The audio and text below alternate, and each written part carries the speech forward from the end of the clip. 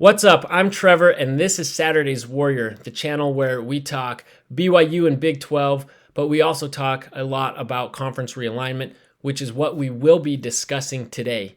Now, recently I put out a 4-part series with my friend Wild Ute, had him on, and we talked about what happens if the ACC implodes, and what do we think are the likelihood that where the various landing spots for the members of the ACC would be. And we put a number on it, and we put what percent likelihood we think they would end up in each of the different potential outcomes for those schools. And we had a lot of comments from you all, and a lot of good comments. A lot of them made me think and rethink perhaps I need to adjust my percentages. And so I went in and I thought, okay, well, why don't I game it out and see, okay, if these common scenarios that everyone's discussing that they think will happen actually play out, how do I think all of that would look in whole, and how would that affect the landscape? And ultimately, how would it impact the Big 12? So anyway, if you like college realignment and conference realignment, please like this video and subscribe to our channel. We do a lot on it, and actually I have another series of videos I hope to be putting out here soon with guests from the various members of the ACC to discuss their thoughts from within the ACC as those schools and what they think and want to see happen. So please subscribe, and you can follow and look for all of those.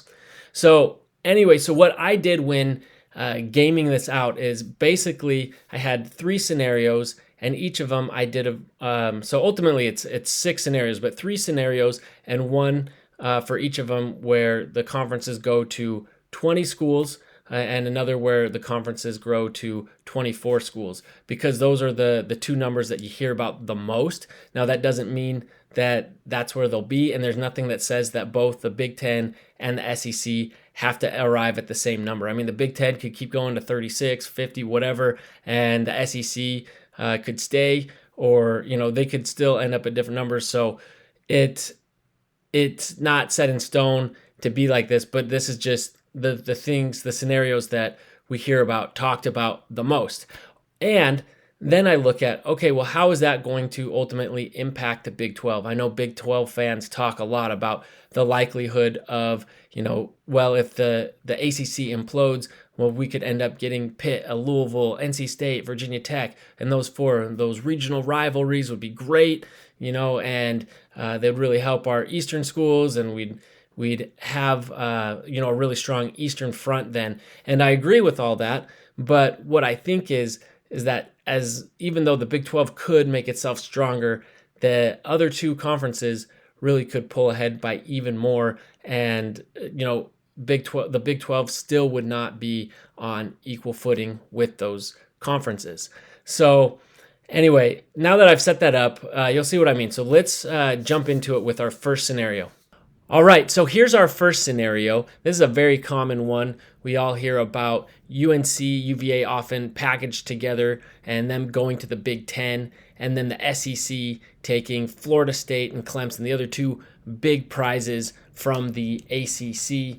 Now, let's look at this. So if we're going to just 20 teams, then we have then the Big 10 is set with UVA, UNC, and they make a lot of sense for the Big 10. They geographically they expand for them, but they're still not too far out of their footprint, but they get into 2 pretty good-sized states, and excellent brand in UNC, bolster their basketball. They seem to fit culturally pretty well, and they're both academically elite, so that really helps fit their brand. And so there's a lot of reasons why any conference would want them, but the Big 10 especially.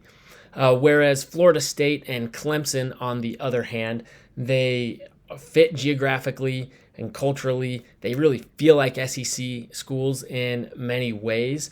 And, most importantly, with the new changes to the playoff that everyone talks about, Brett Yormark making sure that there was a clause in there that in case they expand, that we reassess how the playoff money will be distributed and the percentages there, well, guess what? That applies to the Big Ten and the SEC as well. And so those would be major reasons why the SEC might want to go after these programs, saying, hey, maybe Clemson is not quite the powerhouse they were, and maybe Florida State missed out on the playoff this last year, but these are two schools that can get it done in football and help us bring in more money through the playoff.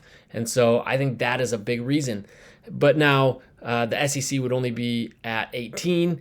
Now, in these scenarios, we're assuming that they're going to the same number, so that they're also going to go to 20. And I think there's a good reason why they might. They flirted with trying to get into North Carolina and Virginia in the past. With UVA and UNC off the table in this scenario, they could go after schools that might fit even better in the SEC than those other two in Virginia Tech and NC State. And, I think that it also might be necessary because UNC and NC State are pretty tied together, and there's a lot of politics in the state that's saying, hey, we're not going to let these guys separate. But if they have a chance to get one to the Big Ten and the other to the SEC with a lot more money, that might loosen the grip on that and help them separate and be able to get into other conferences. So that might be another way. Not that the SEC would invite NC State just to allow the Big Ten to take UNC. I'm just saying there might be a way that this is all happening quickly, and that is a way that they are able to unshackle themselves. Now that these two conferences are capped out at 20 in this scenario, the Big 12 can come in and get who's left. Now, Miami, the biggest brand left here, could just fall into the Big 12's lap. Now, just like the other U out there, they might not be happy about it, but at this point, it would be their best opportunity going forward. So they would join the Big 12. And then you got the Pitt and the Louisville. And now we look at, well, who's left to join the Big 12? There's no way Notre Dame's going. The Big 12 has already rejected Stanford and Cal and SMU. Boston College, I don't think so. Syracuse, I could see them, maybe if they were still, really hot right now in terms of basketball. I could see Brett Yormark wanting to get up there. I know it's not in the New York City market, but it's still up into that Northeast. It might make him happy, but I don't think that's what the Big 12 by and large would want. And then Wake Forest just doesn't make sense. Georgia Tech could make a lot of sense. Not the greatest brand in terms of athletics, but academics, yes. But most importantly, I think because it gets you into the Atlanta market. But I think that the Big 12 would want Duke. Now, it gets you into North Carolina. Yeah, it's a little bit smaller than the other two schools, but definitely has a very strong brand, especially in terms of basketball, which is what the Big 12 is really hanging its hat on. And I think the additions, all four of these additions, really help continue to bolster that brand of strong basketball. And so I really think that would be the direction where they want to lean. So let's take a look at what these conferences would look like in their entirety with these new additions. First, we have the Big Ten. And now, while UVA and UNC don't exactly fall within the traditional Big Ten footprint, they are at least much closer geographically than their West Coast counterparts and give some travel partners and travel relief to the eastern flank of the Big Ten. The SEC, on the other hand, stays very consistent, stays regional, and continues to strengthen itself that way. The Big 12, I think, also looks pretty good, comes out pretty well in this scenario. They're still not really closing the gap on the other two. I think the other two get even bigger and stronger, and then the Big 12 is able to in this scenario, but the Big 12 does help solidify itself in a very strong position as the third conference, especially without any, who knows what will happen with the ACC in this scenario. It may survive in some form, but no longer as a true power conference, and the Pac is already on its way out. So the Big 12 definitely looks very stable in this, but in no way are they on the same playing field as the other two conferences. All right, so now let's continue with this scenario, but with the two conferences expanding to 24 teams and see how it might play out. Now, it would start out the same, and I think the SEC would still want to get into the states of Virginia, North Carolina, taking Tech and NC State. The Big Ten, on the other hand, we know they want to get into Florida, and not getting Florida State, I think they would definitely go after Miami. They are AAU. There's a large number of alumni in Miami, and so it just seems like the logical next step for them. I also think that they would go after Duke, and this would be obviously the perfect companion to go with UNC. This helps strengthen their basketball, but it also gives them probably the best rivalry in all of college basketball, one of the best in sports, to go along with Michigan and Ohio State, along with USC, UCLA. This just seems like a no-brainer. If you're getting UNC, especially if you're expanding to 24 teams, and you're the Big Ten, you definitely want to bring Duke along with you. Now, I think in this scenario, if the conferences are growing this much, I think it is going to put a lot of pressure on Notre Dame to join a conference. I know they've resisted. I know that with this new playoff structure that there's less incentive for them to do so, but I do think that that with the two power conferences continuing to grow to that size, I think at some point it would put enough pressure on them that they would join. So I'm slotting in Notre Dame here with the Big Ten. And then next, I think, you look around at this, and the Big Ten has already passed on a lot of these schools and deliberately not taken them. I think if they're staying within this ACC footprint, I think the next logical choice for them is Georgia Tech, getting into Atlanta, great fit academically, and just help strengthen their geography most of all. And so that leads us to the SEC, which, looking around, with who they have, trying to add 4 more schools with what's left in the from the ACC, I don't know if there's any great fits. Now, they've already shown that in this scenario that they are willing to go against the gentleman's agreement that they have not to ever add other schools that are within their existing footprint. Now, they went ahead and did that by adding Texas, much to the chagrin of Texas A&M. But A&M wasn't part of the SEC when that agreement, I think, was first made. But also, it goes to show if brands are big enough that they will add them. So that's the Florida State and the Clemson. But I don't know if Louisville is at that level. Nonetheless, I think that the SEC, if they want to continue to grow, that they're going to look elsewhere. The only other place at that point is the Big 12. So Big 12 fans should be very nervous if this scenario happens. I think West Virginia finally gets in. They get that invite, and then some more neighbors to Texas, Oklahoma, old foes from the Big 12 get in, and that brings in schools to help strengthen football to a level, but definitely basketball. It gives you some other pretty solid brands, and also reunite some major rivalries. You get Bedlam in the SEC, which seems like a perfect home for it.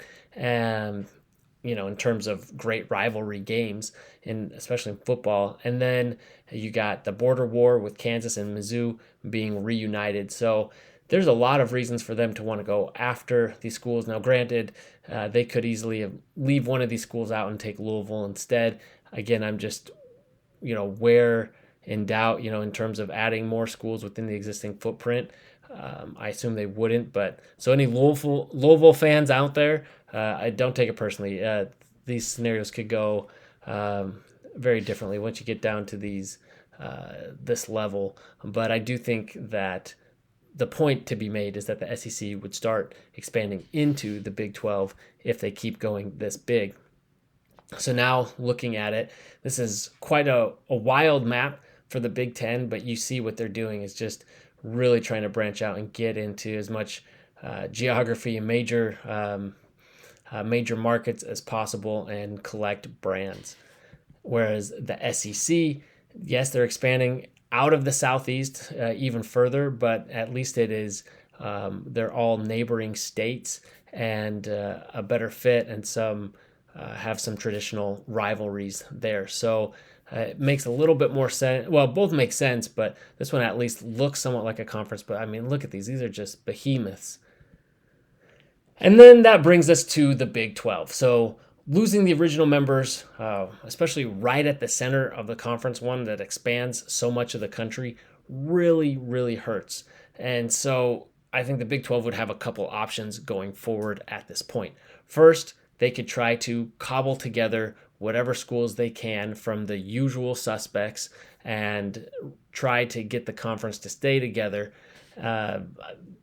Here's a lot of them. This isn't everybody, so if your school's not on here, don't take offense. Either Colorado State or actually it looks like I missed Tulane. There's some others, ECU. There's others that could be on here, but this is just an example of how potentially it could play out. But then the question too is how much more money would this conference, a conference like this, be able to make more than these conferences that they'd be leaving?